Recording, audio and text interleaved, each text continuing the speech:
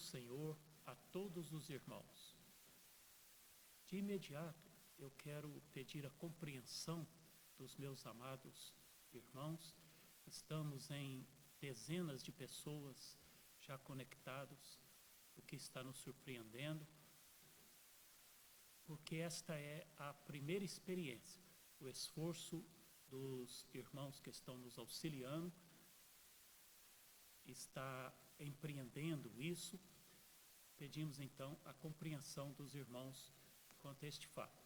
Todos os versículos citados são da Almeida Revista e Corrigida. Quando for de outra versão, nós vamos mencionar qual é.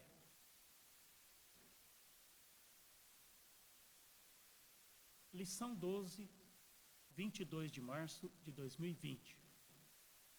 Nós estamos estudando neste trimestre, e esta é a penúltima lição, algumas lições do livro de Gênesis. E o tema da lição de hoje é Jesus, o homem perfeito. Textuário. O textuário diz-nos assim: e crescia Jesus em sabedoria e em estatura e em graça para com Deus e os homens. Esta é da Corrigida. Lucas 2, versículo 52. A verdade prática. A verdade prática diz-nos assim: verdadeiramente homem e verdadeiro Deus, o Senhor Jesus Cristo é igual ao Pai e semelhante a nós. Sua divindade e humanidade não são aparentes, são reais, perfeitas e plenas. Agora vamos à leitura bíblica em classe. A leitura bíblica em classe está em Lucas capítulo 2, versículos 40 a 52.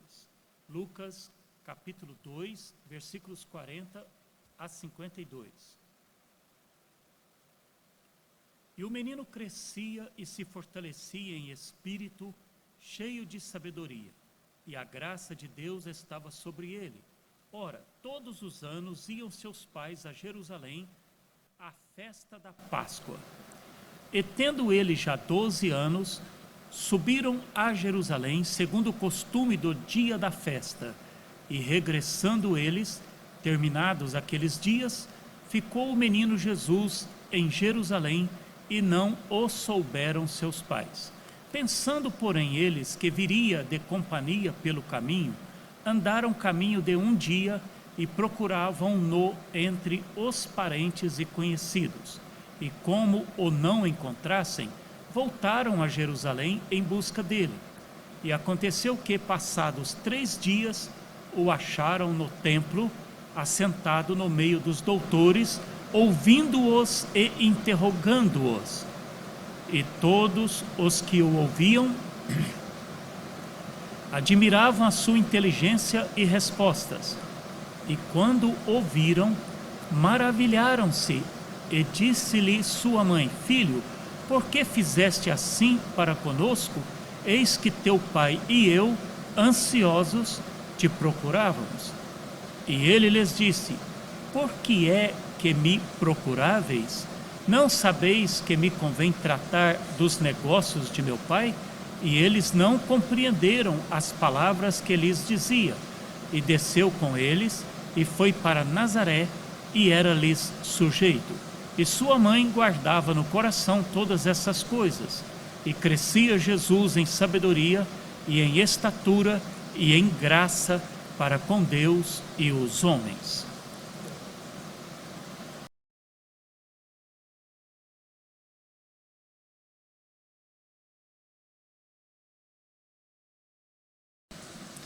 Muito bem, oremos. Pai Celestial, graças te damos por estarmos todos juntos nessa transmissão. Graças te damos pelo repouso de paz, pelo sono recuperador, porque o Senhor é conosco. Graças te damos, crendo que bondade e misericórdia nos seguem neste domingo também.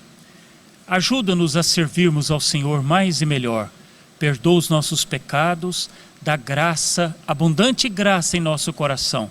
Abençoa-nos neste propósito aqui, cuida de nós, põe a tua boa mão em nosso favor. Pedimos ao Senhor a cobertura do teu sangue. Senhor Jesus, há poder em teu precioso sangue.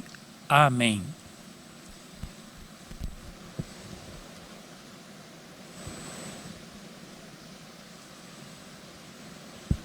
Meus amados, as Escrituras, elas revelam a humanidade do Senhor Jesus como uma humanidade real e não uma ficção.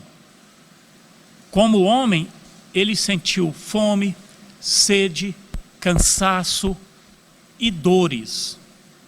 Todavia, sempre lembrando, sem pecado, sempre sem pecado. Filho do homem significa um nascido do homem. Filho de Deus significa um nascido de Deus.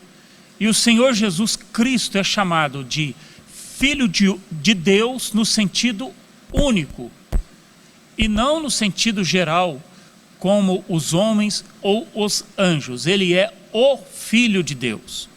Mike Pierman, o grande teólogo pentecostal, ele escreveu: Jesus é descrito mantendo uma relação com Deus não participada por nenhuma outra pessoa no universo.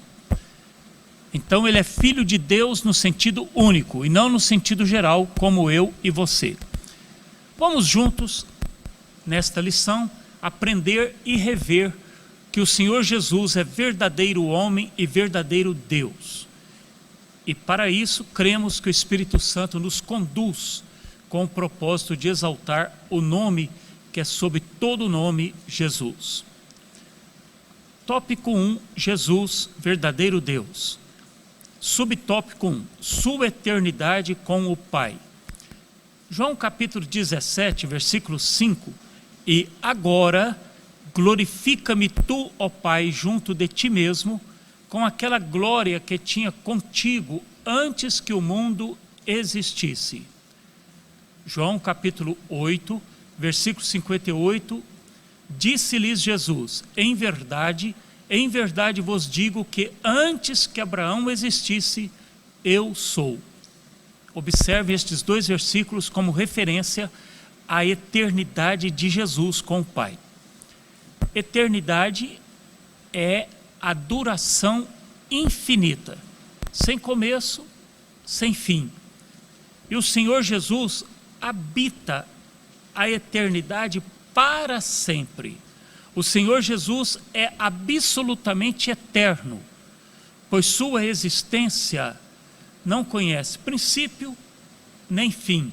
Ele mesmo disse: eu sou o alfa e o ômega, o princípio e o fim.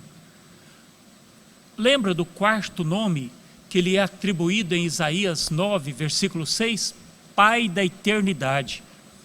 Tem o sentido de alguém que possui a eternidade. João capítulo 1, versículos 1 e 2. No princípio era o verbo, e o verbo estava com Deus, e o verbo era Deus. Ele estava no princípio com Deus. Este princípio aqui é o da revelação.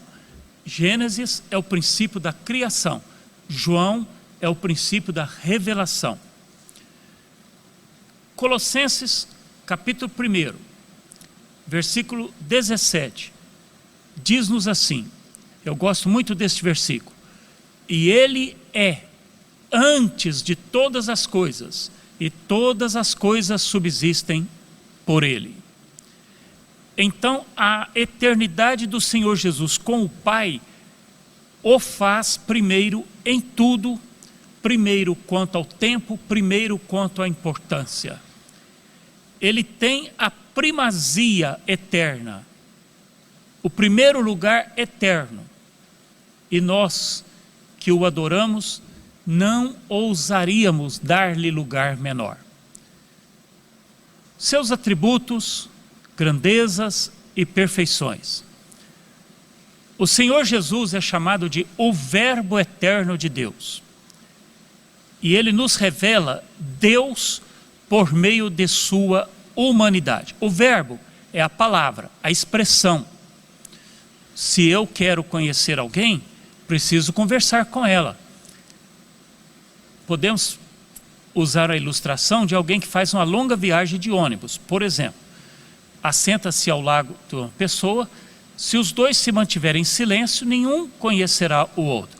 Mas se eles conversarem, cada um se expressar, vai mostrar quem é. Então, o verbo de Deus, a expressão de Deus, a expressão exata de Deus,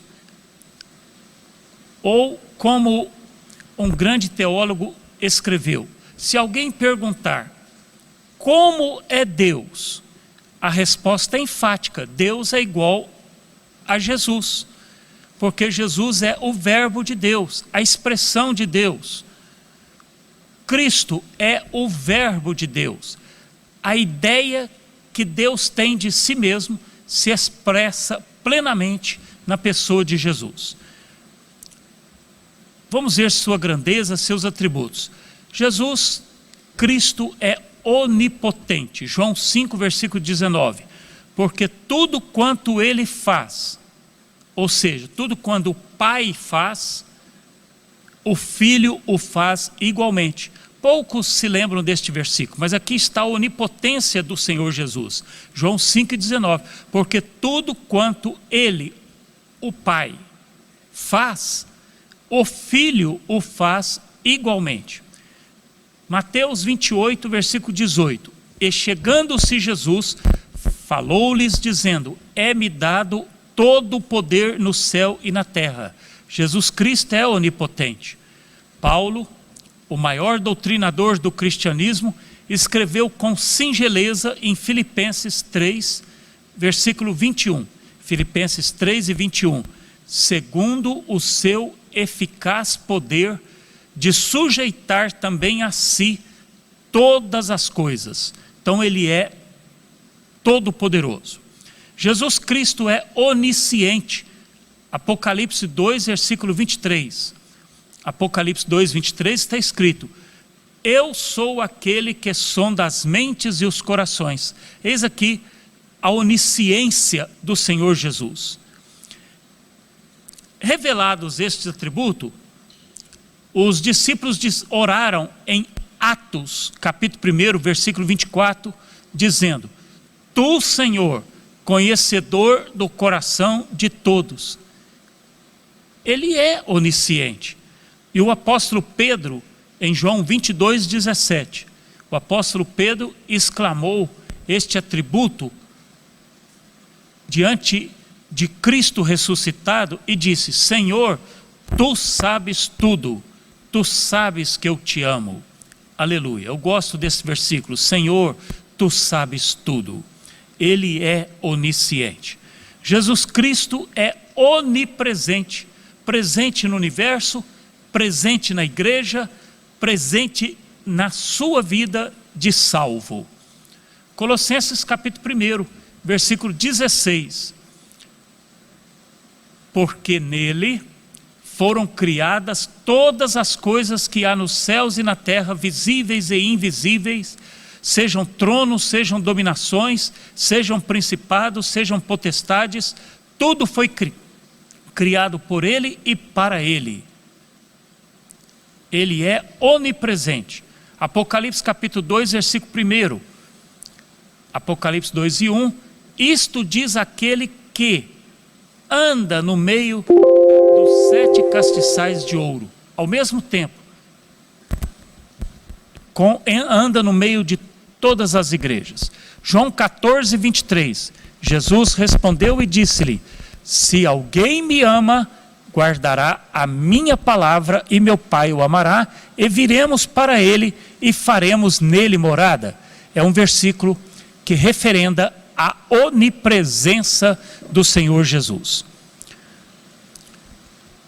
Meus amados, o Senhor Jesus esvaziou-se de sua glória, mas não de sua divindade. Eu quero citar aqui um pastor, teólogo do antigo passado, Martin Scott.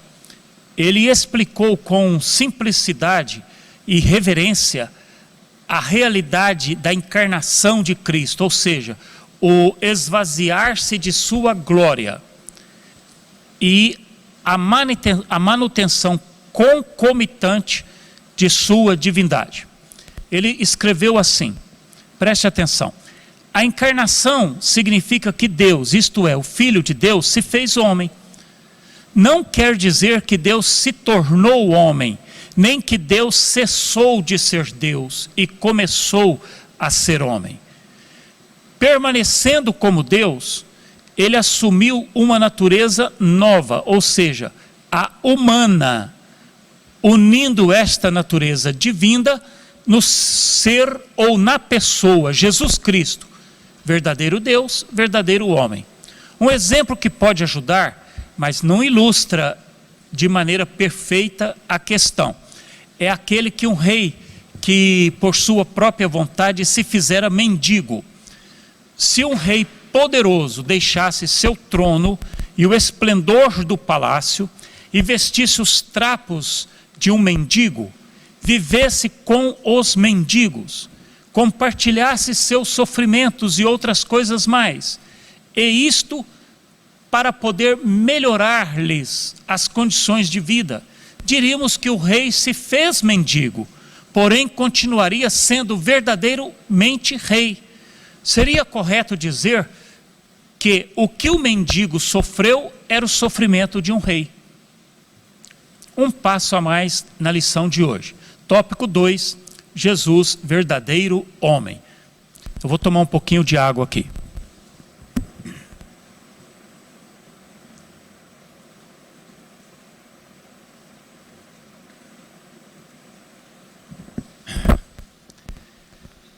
Se lhe for possível, abra a Bíblia em João capítulo 1, versículos 1 a 18. João capítulo 1, versículos 1 a 18. No princípio, ou seja, no princípio da revelação, o verbo ou a palavra, referindo-se à pessoa bendita do Senhor Jesus, estava com Deus. Significa que estava em íntima e estreita comunhão com Deus Pai desde toda a eternidade. Ele foi o agente de Deus na criação. Eu vou repetir Colossenses 1:16, que eu já citei. Porque nele foram criadas todas as coisas que há nos céus e na terra, visíveis e invisíveis, sejam tronos, sejam dominações, sejam principados, sejam potestades. Tudo foi criado por ele e para ele. Meus amados, embora João tenha escrito o prólogo do seu evangelho com um vocabulário simples no Novo Testamento, as verdades transmitidas são as mais profundas.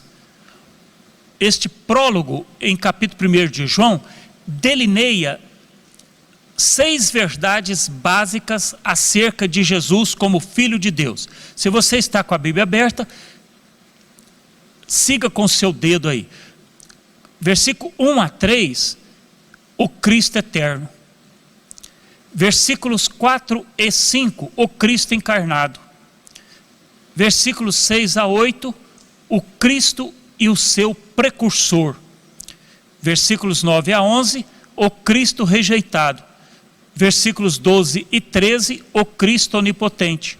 Versículos 14 a 18, o Cristo glorioso. Então, nestes 18 versículos, João, de uma maneira singela, expõe para nós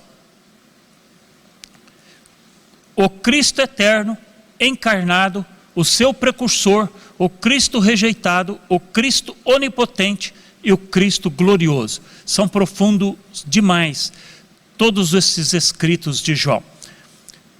Jesus Cristo foi profetizado no Antigo Testamento. Tem uma lista de 365 profecias messiânicas no Antigo Testamento. 365 profecias messiânicas sobre Cristo Jesus no Antigo Testamento. Eu não posso confirmar isso de imediato, mas consultei bons livros, eminentes teólogos, e a maioria não é taxativa quanto ao número, mas sempre se repetem em dizer que são mais de 300 profecias messiânicas. Nós vamos mencionar algumas poucas. Foi profetizado que ele seria da descendência da tribo de Judá. Em Gênesis 49, 10. Não se apartará o cetro de Judá, nem o bastão de comando dentre seus pés, até que venha aquele a quem pertence por direito e a quem devem obediência os povos. Lucas 3, versículo 33. Filho de Aminadab, filho de Arão, filho de Esrom, filho de Farés, filho de Judá. Foi profetizado que ele seria da tribo de Judá. Foi profetizado o seu local de nascimento, Belém da Judeia, o famoso versículo de Miqueias 5:1. Mas tu, Belém Efrata, tão pequena entre as clãs de Judá, é de ti que sairá para mim aquele que é chamado a governar Israel. Suas origens remontam aos tempos antigos, aos dias do longínquo passado. Mateus 2:1. Tendo, pois, Jesus nascido em Belém de Judá, no tempo do rei Herodes, eis que magos vieram do Oriente a Jerusalém. Foi profetizado que uma virgem lhe daria a luz. Isaías 7,14. Por isso o próprio Senhor vos dará um sinal. Uma virgem conceberá e dará à luz um filho e o chamará Deus conosco. Foi profetizado que inocentes seriam mortos no entorno de Belém. Jeremias 31:15. Eis o que diz o Senhor: ouve-se em Ramá uma voz, lamentos e amargos soluços. É Raquel que chora os filhos, recusando ser consolada, porque já não existem. Mateus 2:16. Vendo, porém, Herodes que tinha sido enganado pelos magos, ficou muito irado e mandou massacrar em Belém e nos seus arredores todos os meninos de 2 anos para baixo, conforme o tempo exato que havia indagado dos magos. Foi profetizado que ele seria levado ao Egito em fuga. Oséias 11:1. Israel era ainda criança e já eu o amava, e do Egito chamei meu filho. Foi profetizado que ele entraria triunfalmente em Jerusalém, montado num jumentinho. Zacarias 9:9. Exulta de alegria, filha de Sião, solta gritos de júbilo, filha de Jerusalém. Eis que vem a ti o teu rei, justo e vitorioso. Ele é simples e vem montado num jumento, no potro de uma jumenta. Seria traído por alguém próximo dele. Salmo 40, versículo 10. Até o próprio amigo em que eu confiava, que partilhava do meu pão, levantou contra mim o calcanhar. Seria vendido por 30 moedas de prata. Zacarias 11:12. Eu disse-lhes: dai-me o meu salário, se o julgais bem, ou então retende-o. Eles pagaram-me apenas 30 moedas de prata pelo meu salário. Mateus 26:15. Que quereis dar-me e eu vô-lo entregarei? Ajustaram com ele 30 moedas de prata. Meus amados, conforme eu disse, os melhores eruditos da Bíblia anotam que tem mais de 300 profecias. Foi profetizado até o tom de voz do Senhor Jesus e tantos detalhes impressionantes.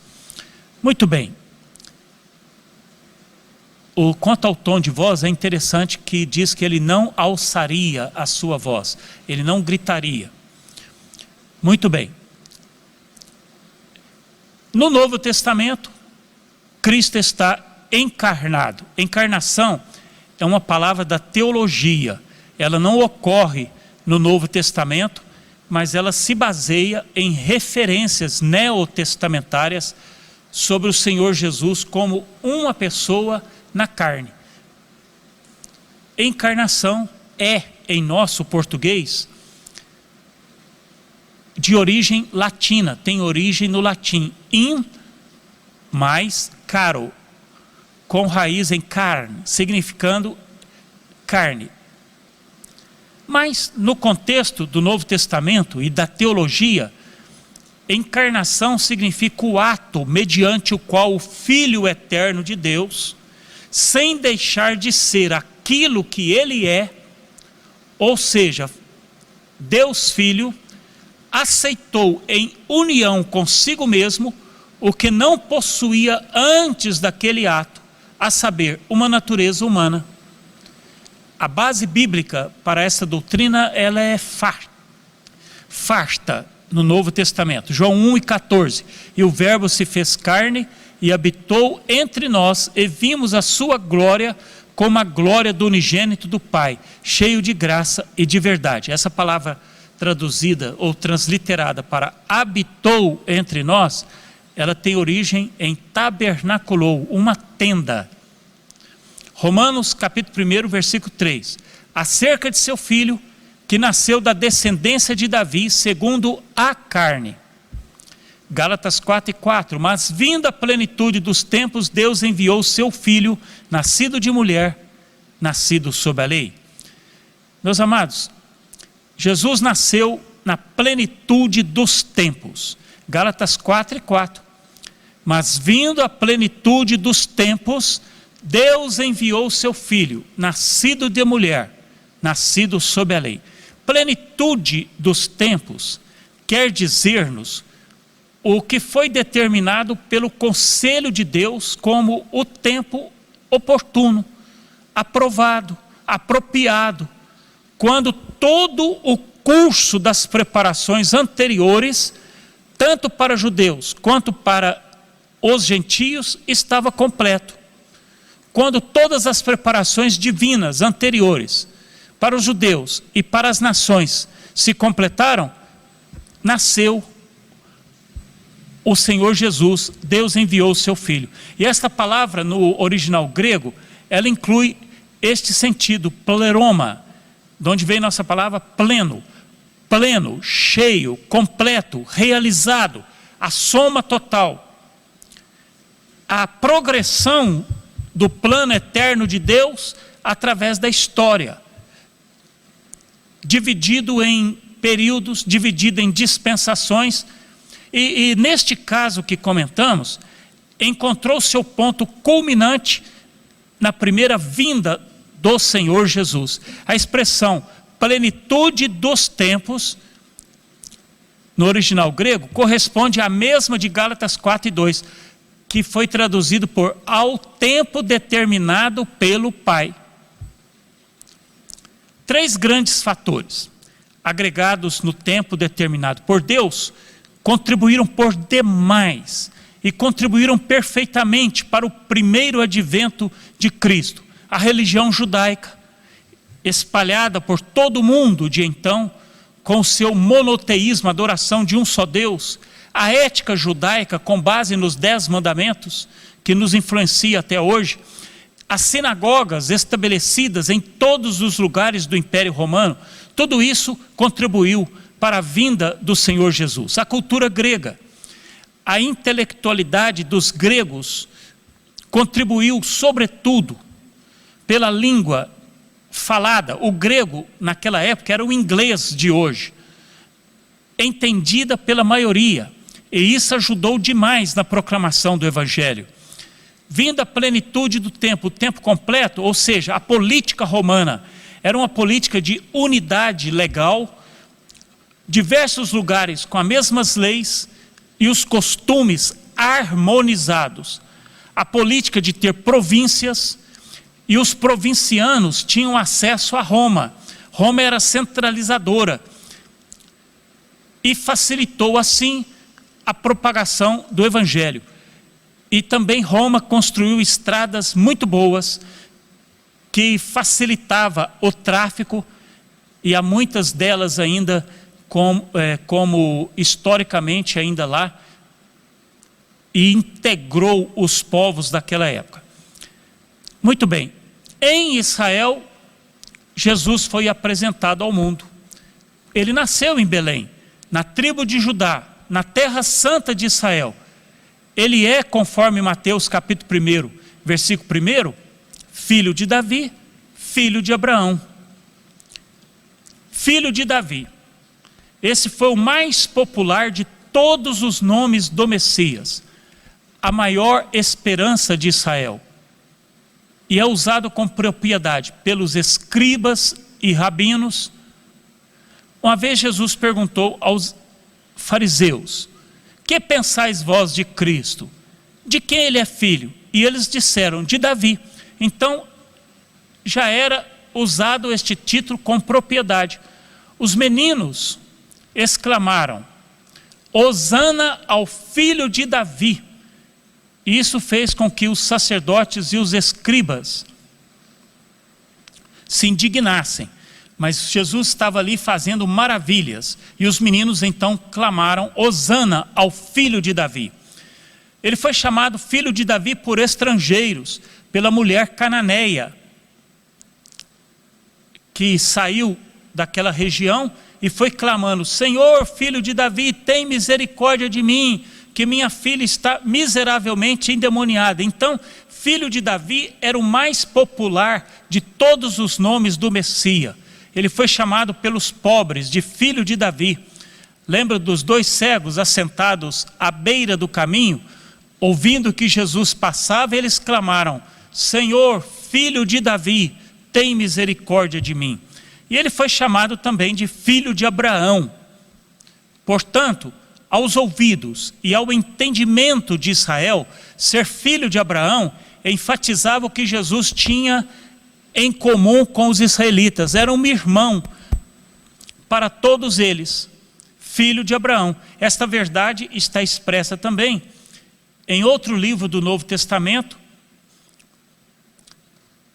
que assim como o Evangelho de Mateus, também foi escrito objetivamente para os judeus. Hebreus 2:16, porque na verdade ele não tomou os anjos, mas tomou a descendência de Abraão, que é o Senhor Jesus. Tópico 3, Jesus, o homem perfeito. Vamos falar da humanidade de Jesus. Lucas 2:52, e crescia Jesus em sabedoria e em estatura e em graça para com Deus e os homens. Meus amados, a humanidade de Jesus cumpriu todos os estágios de desenvolvimento como qualquer outra pessoa. Da infância à mocidade, da juventude à maturidade, sempre cumprindo o crescimento constante, tanto em termos físicos quanto mentais. Ele recebeu educação em um lar piedoso e temente a Deus, aprendeu a profissão de carpinteiro. Certamente, seu desenvolvimento intelectual deveu-se às instruções recebidas no templo, por seu próprio estudo pessoal das Escrituras e pela sua comunhão especial com o Pai. Então nós cremos que tanto o humano quanto o divino participaram de seu desenvolvimento, e o desenvolvimento de Jesus foi real, pleno, vivenciado em experiências de Jesus como de qualquer outra pessoa. Como bem descreveu Russell Champlin, ele participou de nossas misérias para que pudéssemos participar de sua luz. Ele assumiu a nossa natureza para que, por sua vez, pudéssemos assumir a sua natureza. Ele experimentou as nossas limitações para que pudéssemos participar de sua vida eterna. Em resumo, Jesus estava em submissão às leis naturais, tempo, espaço, cansaço, fome, comuns do desenvolvimento humano e do crescimento gradual, tanto na mente, sabedoria, quanto no físico, estatuto. A Bíblia chama Jesus de o último Adão, em 1 Coríntios 15:45. 1 aos Coríntios 15:45. Assim está também escrito: o primeiro homem, Adão, foi feito em alma vivente, o último Adão em espírito vivificante. 1 aos Coríntios 15:47. O primeiro homem da terra é terreno, o segundo homem, o Senhor, é do céu. Mais uma vez trago à memória aqui que o Senhor Jesus era verdadeiramente homem e verdadeiramente Deus. Vamos falar da perfeição espiritual e moral de Jesus. Perfeito espiritual e perfeito moral. Hebreus capítulo 1, versículo 3, Hebreus 1 e 3, diz assim: o qual, sendo o resplendor da sua glória e a expressa imagem da sua pessoa, e sustentando todas as coisas pela palavra de seu poder, havendo feito por si mesmo a purificação dos nossos pecados, assentou-se à destra da majestade nas alturas. Sendo o resplendor da sua glória. Ocorre uma vez só no Novo Testamento, e somente aqui, significando alguém que literalmente brilha, ou seja, é radiante. Aleluia. Claro que se refere aqui ao resplendor eterno de Cristo. O Senhor Jesus, ele refletindo a suprema glória e a perfeição de Deus, o resplendor da sua glória e a sua eterna e gloriosa luz, quebrando toda a escuridão que salva o que crê da ignorância e da escravidão do pecado. Expressa imagem da sua pessoa. É outra palavra que ocorre somente aqui em todo o Novo Testamento. Essa palavra é character, de onde vem o nosso caráter. É uma impressão exata. Expressa imagem da sua pessoa. Semelhança que também reflete o caráter interno, a perfeição moral do Senhor Jesus.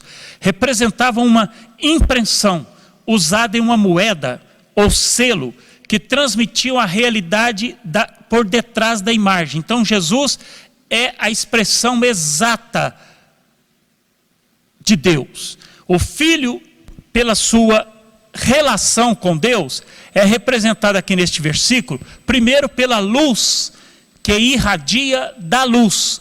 Luz em letra maiúscula, luz que irradia da luz, resplendor da sua glória. Ele é representado aqui pela exata impressão, pela imagem perfeita de Deus, sem limitação de tempo, sem limitação de existência, existência eterna, existência contínua. Filipenses 2:6 diz assim, Filipenses 2:6, que sendo em forma de Deus, não teve por usurpação ser igual a Deus, não se agarrou ao direito de ser Deus. João 1, versículo 1 que já citamos, no princípio era o verbo estava com Deus e o verbo era Deus. Aleluia.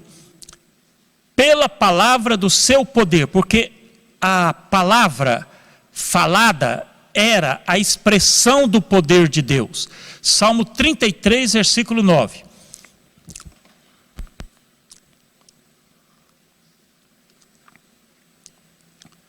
Salmo 33, versículo 9. Porque falou e tudo se fez, mandou e logo tudo apareceu.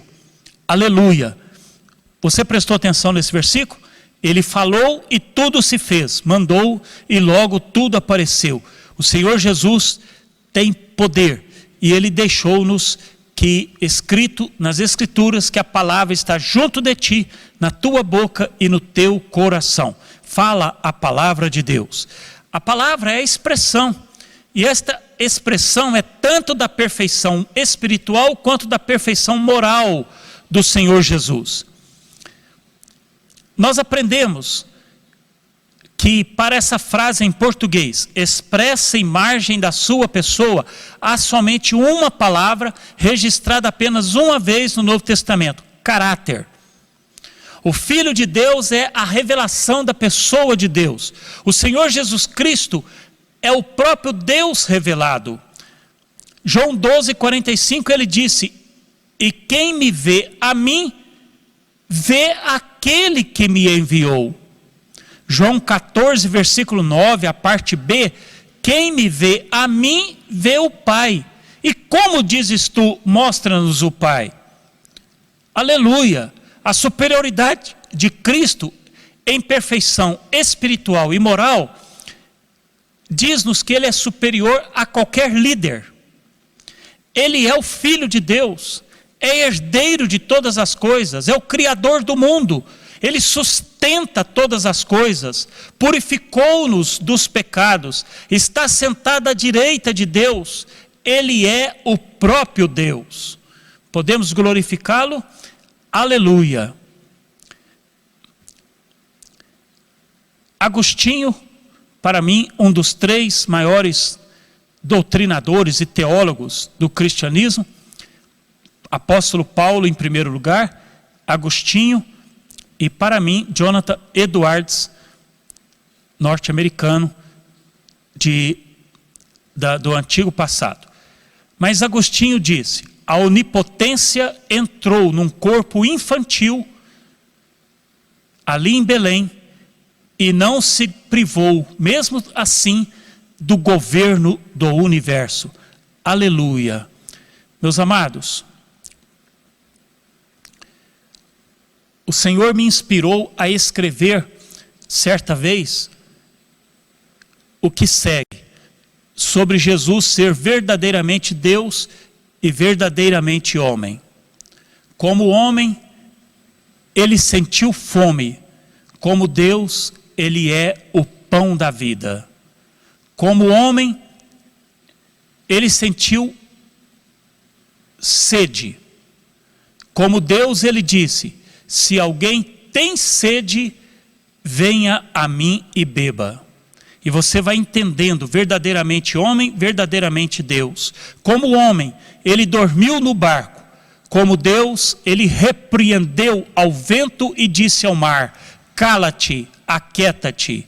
Como homem, ele se cansou. Como Deus, ele disse: vinde a mim todos os que estáis cansados, eu vos aliviarei, encontrareis descanso para a vossa alma. Como Deus, ele não tinha onde reclinar a cabeça, como homem, ele não tinha onde reclinar a cabeça, e como Deus, ele prometeu: na casa de meu pai há muitas moradas, vou preparar-vos lugar. Como homem, ele sentiu dores. Como Deus, está escrito: as nossas dores levou sobre si. Aleluia. Como Deus, como homem, ele foi preso. Como homem, ele foi preso. Como Deus, ele se entregou. Gálatas 1:4, o qual se entregou a si mesmo. Como homem, ele recebeu a coroa de espinhos. Como Deus, ele nos dará a coroa da justiça. Aleluia. Como homem, ele foi morto na cruz. Como Deus, ele deu a sua vida. 1 João 3:16 está escrito: ele deu a sua vida por nós. João 10:18 está escrito, ele mesmo disse: ninguém tira a minha vida de mim, pelo contrário, eu espontaneamente a dou.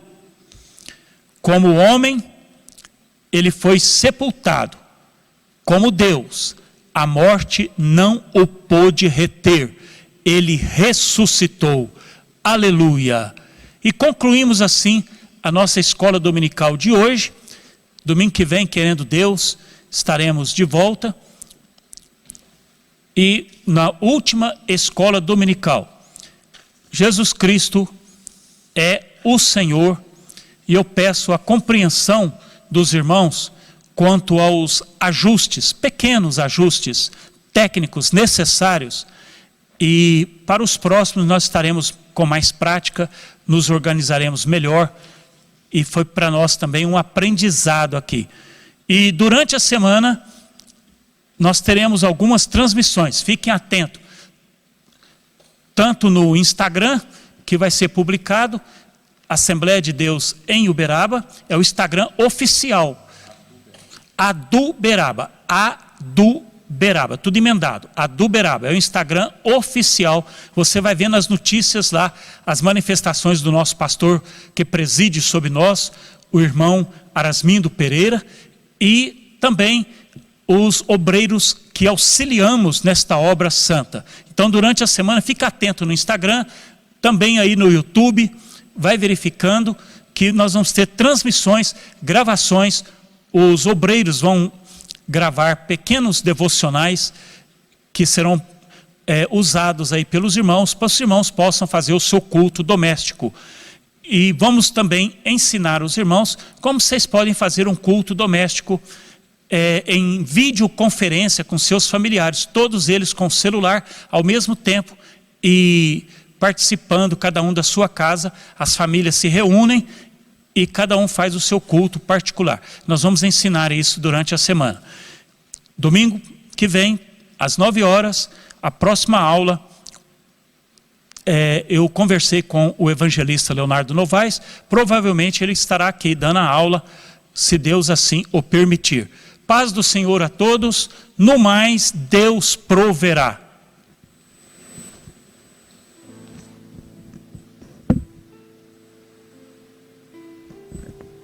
Posso falar um último negócio? Meus amados, a bem da justiça eu voltei para poder agradecer aqui o presbítero Jonathan Mazetti, o irmão Adam. Qual o seu sobrenome? Muito difícil o sobrenome dele. Adam Santos.